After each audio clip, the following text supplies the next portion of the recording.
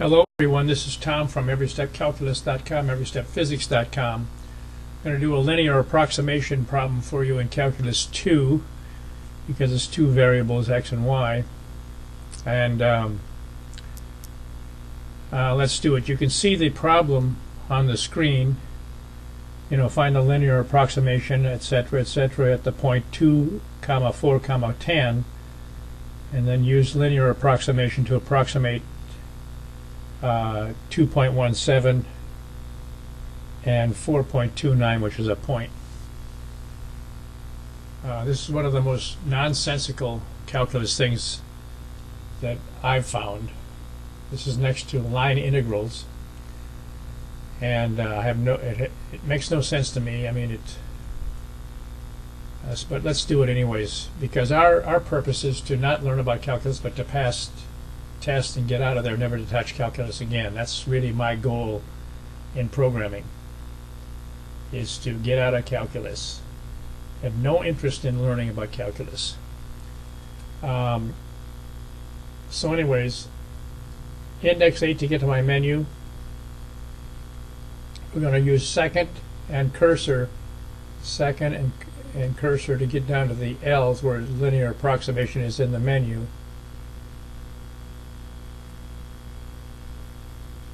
And we're close there now. I'm going to go down one more. There's linear approximation.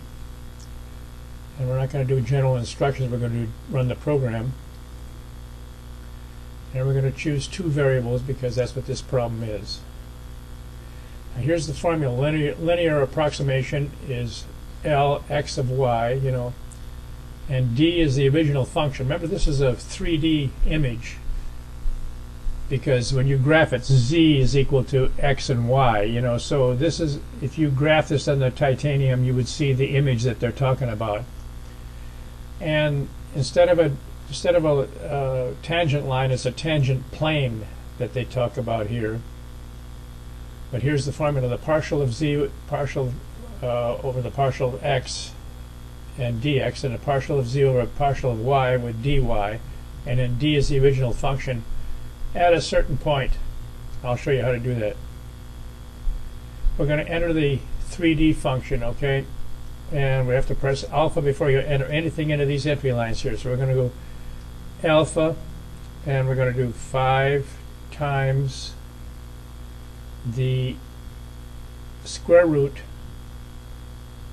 of x times y divided by 2.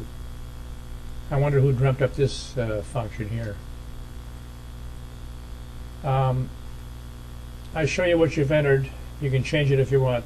The calculator does this factoring of this for some reason. It is exactly true, but I have no idea how it got that way. But the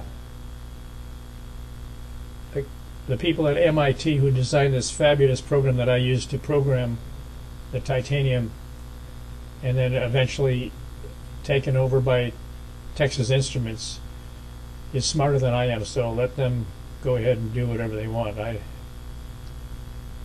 say it's okay. I always show you what you've entered so you can change it if you want. Now we're going to enter the point that we're going to approximate at. Alpha, what is it? 2.17, and alpha 4.29.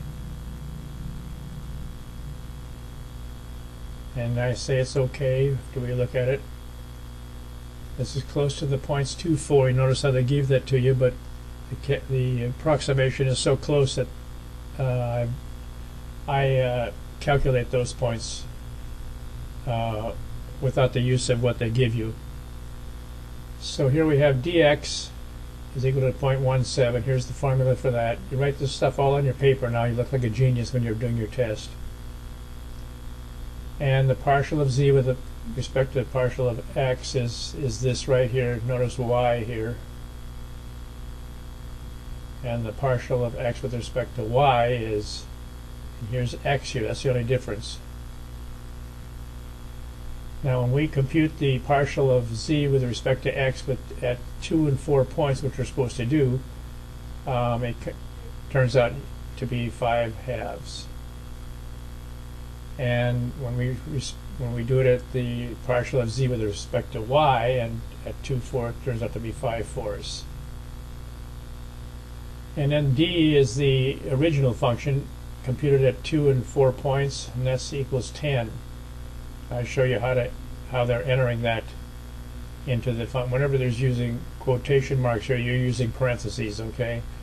I can't do anything about that in programming the calculator.